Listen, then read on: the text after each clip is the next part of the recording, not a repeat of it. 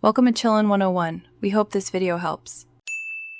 You start by confirming prerequisites: admin access to Facebook pages or Ads Manager and a Looker Studio account. Once done, open Looker Studio and create a new blank report so you can add data.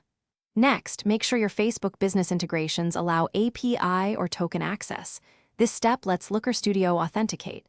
You do this now because without permissions, the connector will fail. Keep credentials at hand: App ID, App Secret, or Access Token, so adding the connector is immediate.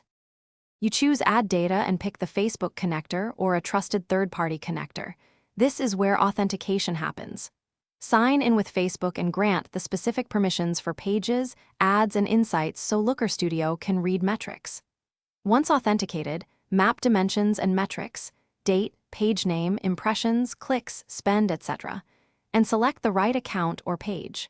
Make sure to set the date range and sampling options. These control accuracy and refresh frequency for your visualization. You now add charts, scorecards, and tables to present the imported metrics, and apply filters and date controls so viewers can explore data.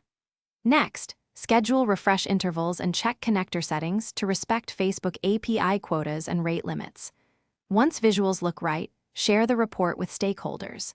If data fails to load, re-authenticate immediately, confirm the account still has required permissions, and inspect rate limits or token expiry. That single check often resolves most connector failures.